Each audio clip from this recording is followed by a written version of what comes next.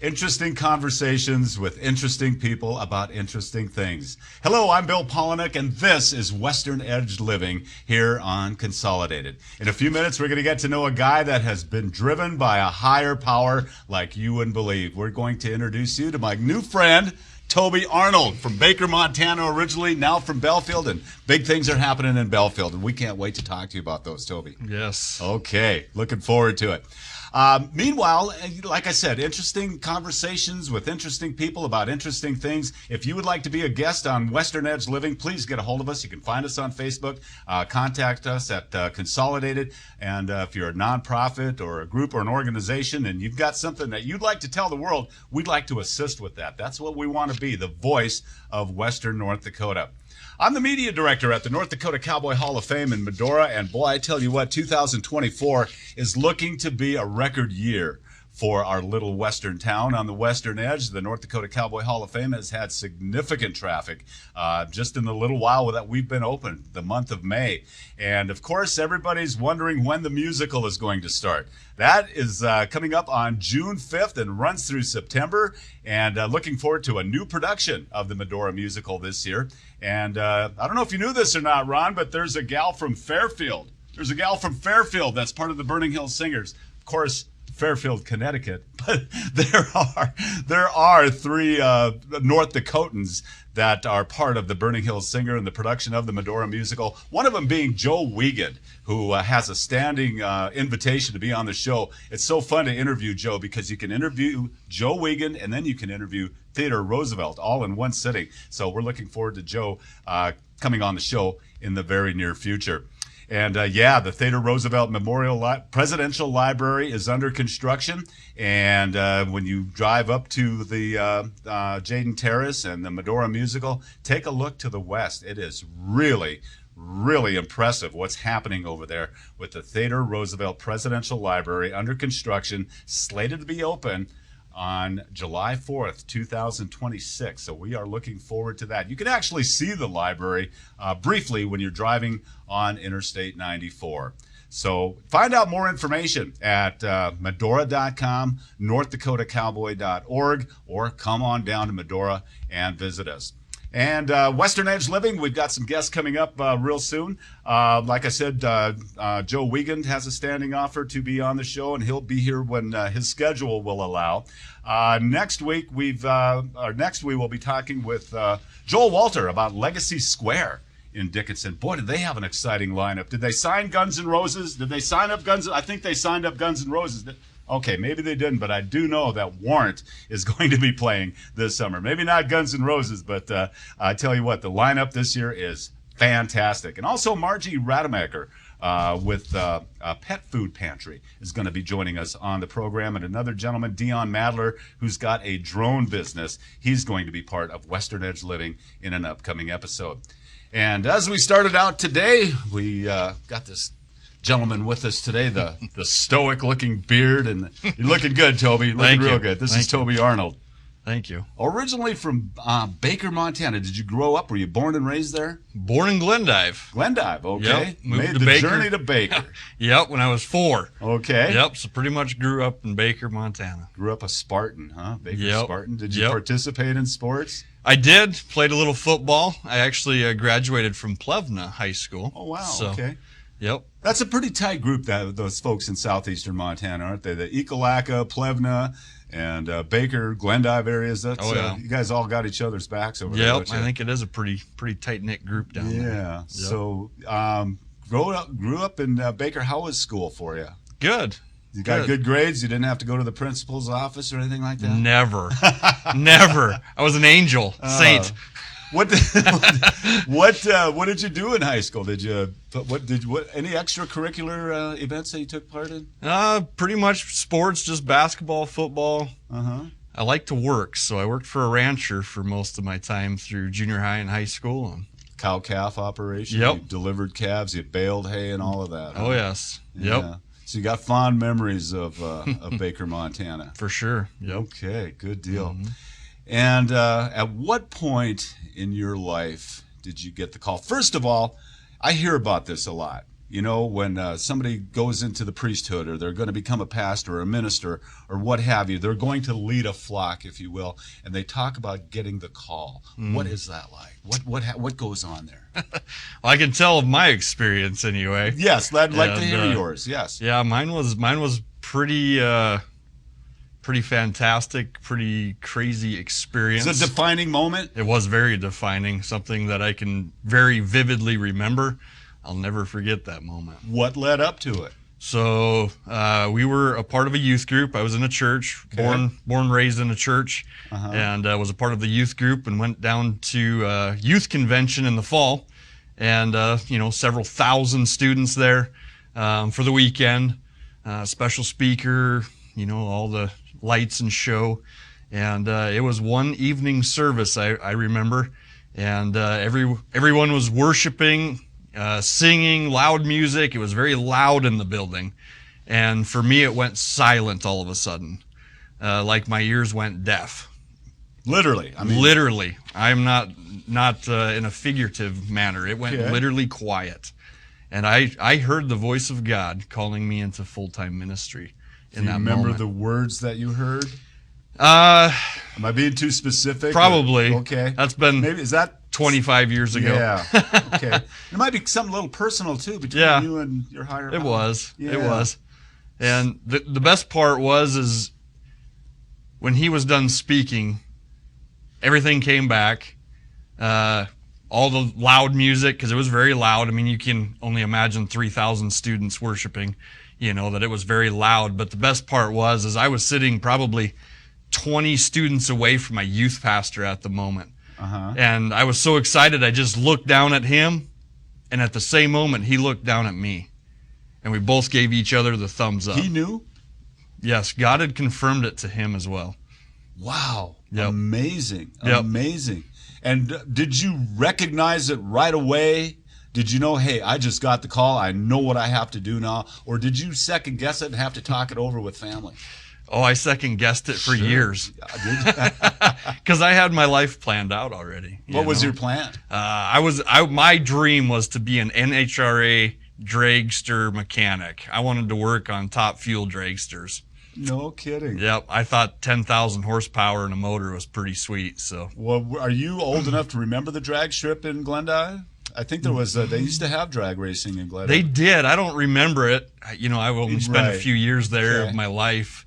But I know my mom and dad, I remember my dad talking about the drag strip in Glendive. Okay. Well, if you ever read a book from top fuel to top dog, There you go. Something there like you that. go. Yep. So how did your family react after you got that call and you were wondering and you were talking it over? How did they react? Were they supportive or? Very supportive. Really? Great. Yep. Growing up in the church, my grandfather was a pastor, and he pastored for 65, 68 years before he finally retired. And my brother actually was called in the ministry too, so he's pastored as well. So it was kidding. Kind of a cool honor, to be able to take that and run with it. So you got the call, you recognized that, you talked it over, you said for a couple of years. Then what were the chain of events that took place right after that? Did you have to go to a seminary or anything like that? Yep. So I got called into the ministry when I was 15. So I spent, my high school years wandering back and forth in that calling. What did I want to do? What did God want me to do? Thankful for my youth pastor at the moment. He kept stirring me and spurring me to continue to pursue that. And through the Assemblies of God, they have a school in North Dakota, at Trinity Bible College. Okay. In Ellendale, North Dakota. And so that's where I attended college, as I figured that would be the best next step. But I didn't finish it. I didn't finish college. I was married when I was 18, right out of high school. And so me and my wife, we started our family early and had a couple of kids already in the first couple of years of college. So wow. So we kind of decided that it would be best to just focus on family, make money, and do all of that. So we moved back to Baker. So by the time you're 20, 21 years old, you're on a path to adulthood, aren't you? You're set. You've got a path, and you're heading down that road, and something a little faster than a dragster, I would assume. Yep, for sure. Wow. Yep. So after you finished your studies and everything, were you a pastor elsewhere? We're leading up to you coming to Belfield, of course. Sure. But before that, what did you do? Yep. So when we moved back to Baker, Okay. I did 2 years of college, Uh-huh. and moved back there. Got in the oil field, making money, and we got involved in our local church, the church I grew up in, and spent about 4 years doing youth ministry, I think it was. Okay. And then we kind of stepped away for a while, for several years, I don't know, 5-6 years roughly, and then we joined a part of a non-denominational church that was started in Baker, focused on jail ministry. And so we joined that church, and we ended up taking over as senior pastor of that church, called Change for Life Church. And so we spent about 10 years as senior pastor there. So There's a good-sized church as you enter Watford City, North Dakota, and you are part of that church, Watford City Assembly of God. Did you reach out to them? How did that process, you becoming involved with WCAG, how did that transpire? So, funny story that Pastor Sheldon, the senior pastor, his sister is actually married to my brother. Okay. And so I've known Pastor Sheldon for a long time.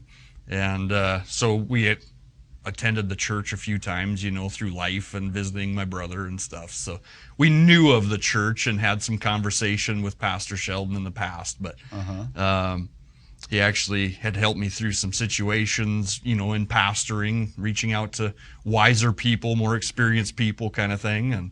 But yeah, we didn't have a super tight connection either. So it was kind of a strange moment when Belfield opportunity came along. But I'm sure there was some back and forth moments where you were sharing ideas, but and it does not just include Belfield. There's Fairview and there's Kenmare, along with Watford City. Did I miss anything? Is there another the one? Espanol. Yeah. Wow.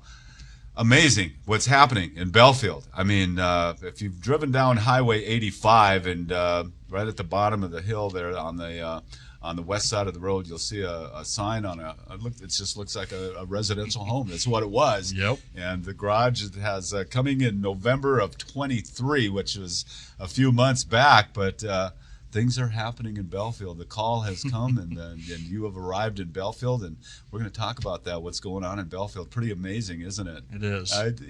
I got to tell you something. We attend WCAG in Belfield, and if I had a nickel for every time I've heard Toby say, super excited, I'd buy you dinner. Yeah, right. You are a few times. You are super excited about what's happening in Belfield, aren't you? We are. We're going to talk about that when we come back here in just a moment on Western Edge Living. Being affected with hearing loss is a common problem, but it made me feel detached from those around me, particularly loved ones. Finally, I made the decision to contact Alliance Center for Hearing in Bismarck.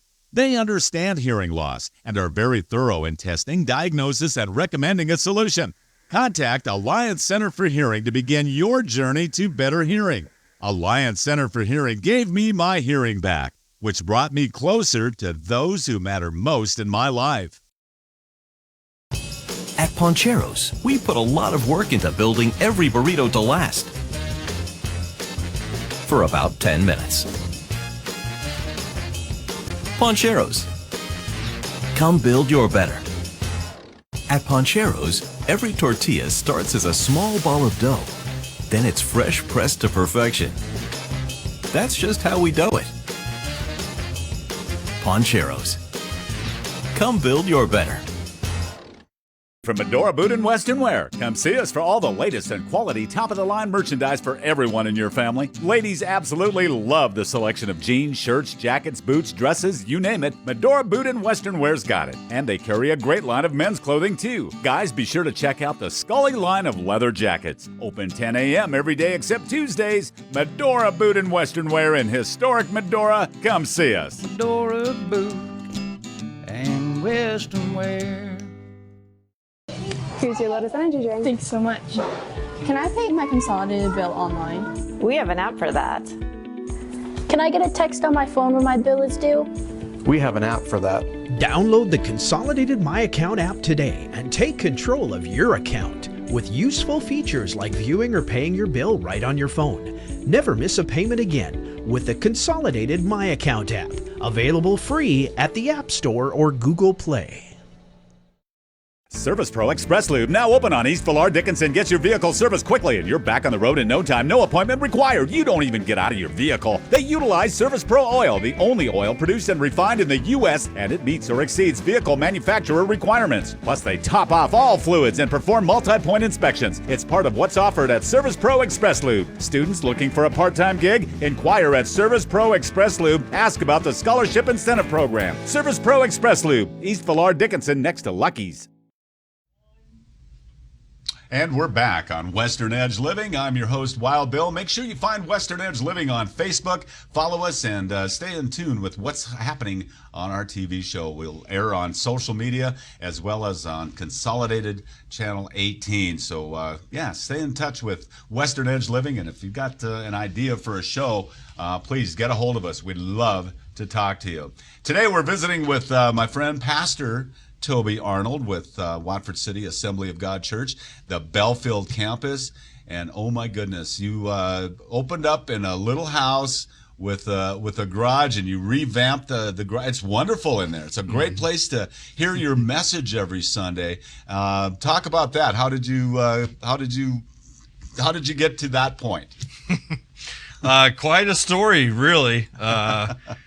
Belfield was the last campus that kind of evolved out of the three campuses that Pastor Sheldon had been stirred by God to do, and they kind of struggled with finding someone. And we were actually in Texas at the moment, living out of our RV and kind of just going on an adventure, seeking what God wanted us to do next. Mm-hmm. And all of a sudden I got a text from Pastor Sheldon saying, "Hey, what are you doing and where are you?" And he said the word that always catches my attention, and that's crazy. He said, "There's kind of a crazy opportunity for you." And so we started talking and felt the Lord just say, "Yep, this is it." So we moved back to Belfield, and I know that the process was long for them. I think they had been almost in it a year, kind of seeking the right person, what the Lord wanted to do in Belfield. They almost gave up a few times. Some people questioned it even, of like, are we sure Belfield's right? And they purchased the property, the little yellow house on the corner, little 2-stall garage, and they started transforming it. And so that's when we arrived, as they had it almost done already, and yes, they did a So wonderful job in making a very comfortable place to hear these messages. Yes. You know, and it's wonderful, and technology plays a big part in getting the message to the people, and the words that are chosen is what's important. How we receive them is via downloads from Watford City and things like that. One thing that I noticed, I've been in broadcasting for a long time now. The equipment that you have is top of the line equipment, from your musical instruments to your video equipment to your soundboard and everything. They didn't hold back much in putting that together, and that's important in getting the message to the people. Yep, absolutely. Yeah, they didn't spare any expense on that. Always trying to do a professional job, the best that we can do. It's God's money, God's resources, and we want to make sure that we honor Him in that. So. Yes. And the garage that we worship in every Sunday is temporary, and I think they knew this going ahead. And they set a goal to build a new church in Belfield, and they set a fundraising goal. They wanted $500,000 by Easter. Talk about that whole thing, because I know that you, Toby, are super excited about it. Absolutely, yeah. That was quite a ordeal, really. So they did have plans on building a new church at some point on our current property. But as we soon found out when we launched our first Sunday, we were over capacity on our first Sunday. Yes, look on WCAG Belfield Facebook page. Find the video of Toby announcing that we have to go to 2 services a Sunday. So you're still on that 9:15 and 11, I believe, right? 11:15. 11:15. Yep. Okay. Yep. So after our first Sunday, I think we had 58 people show up, and we only had 48 chairs. So we had to kind of make a decision. What do we want to do? So we had to go to 2 services right away. The flock is hungry. Yes. Yeah. It was awesome. And so because of the growth and the things that we've been seeing, the things that we've been hearing in the community, they kind of just started going, boy, I don't know if this property that we purchased is going to be big enough for parking and the size of building that we're going to need.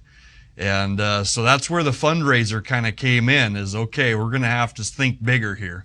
Okay, as an interview, you like to lead people in certain directions. You know the answers to some of these questions before you ask them, but you had a goal of $500,000 by Easter. How did that go? So yeah, December, I think it was the first Sunday of December, Pastor Sheldon announced it and said, hey, we're going to do this extravagant giving for the next 16 weeks up till Easter. And our goal was to reach 500,000 by Easter. And by Christmas, by the new year, I think we were at 650,000 roughly. Amazing. In just 4 weeks of giving. Wow. And I think that number by Easter was like 800 or something. Yeah, almost 900,000 by Easter. So with that, you purchased property next to the new fire hall and the ambulance bay in Belfield, and you've broken ground. And holy cow, is there a big church going in there? Talk about the new church and what that's going to be like. Yeah, super excited about that, right? Yeah, the contractors, they're spurring. They've been on top of it. Weather's been good. They've broken ground, working the pipe in the ground already for sewer and water. I believe this week, if weather holds out, they're even going to start pouring some cement. Wow. 6,000 square feet? Is that what you said? 50 by 120, I believe, is what the building will be.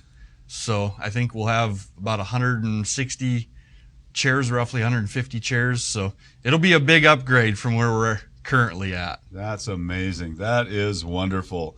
Along with, the worships on Sunday that you offer, your church is also involved in missions to places of disaster. If there's a flood in Iowa or a fire or a hurricane, you put together groups to go down there and do some work. Tell us where you've been and what you would do should inevitably we have another disaster in the near future. Sure. Yeah, that's the cool part about WCAG. We're one church in multiple locations. And really it was stirred from Pastor Sheldon's vision for 2024 of we want to send 100 people on mission trips, on short-term mission trips. And so that's really where the 48-hour disaster response team came in. It's been something on my heart for years, actually something I was looking forward to possibly starting in Texas when we were down there, is doing that. And so it kind of just worked into my heart a little bit, and there's several people in Watford that have huge hearts in that, some that have been involved in New Orleans and some other place. There's a couple that's been around the world helping with natural disasters. So yeah, that's our goal this year. We haven't made one yet. Wow. Belfield is so fortunate to have you and the Watford City Assembly of God have a presence in our community, and we thank you for being here. And a couple more questions before we let you go back to your flock today, Toby. Is there anything that I haven't asked you that you would like to portray to our viewer today? Oh, man. Yeah, we're one church, multiple locations, and sometimes that's scary. The way we do church is different from what most people would view church. I grew up in the church, and so I know what church looks like. But at WCAG, we're not afraid to do things differently. And we like to listen to the voice of God and His leading, and sometimes that means taking risks. And I believe that we're seeing what God can do in Belfield, Kenmure, or Espanol, Fairview.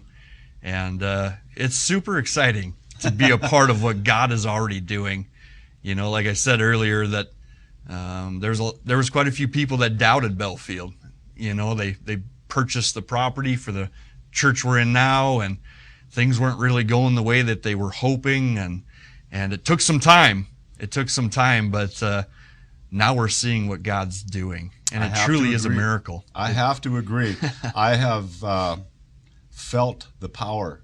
I have never felt the way that I have felt after going to a service at Watford City Assembly of God in Belfield. And I thank you for that. And our family looks forward to going there every single Sunday. And yes, and you know, you gave my wife a project to highlight some Bibles for the graduating class, and she was actually sad when it was over. And it's quite a tedious, meticulous project to highlight all those passages in several Bibles, but she was actually sad that it was over. And so we feel God working in our family, and it's because of the Watford City Assembly of God in Belfield. One final question for you, Toby. You know, it's inevitable. We're all on this planet for a certain amount of time.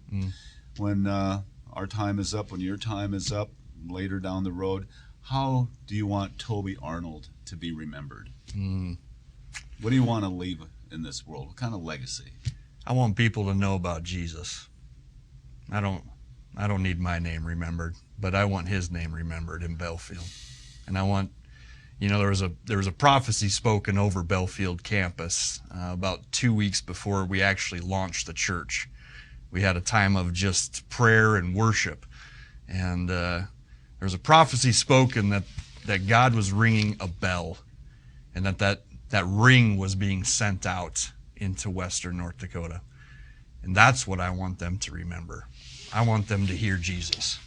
Thanks for doing this today. I look forward to Absolutely. continuing hearing your words Sunday at Watford City Assembly of God in Belfield, North Dakota. Thanks for being here, Toby. Absolutely. Our guest today, Toby Arnold with the Watford City Assembly of God Church in Belfield, North Dakota.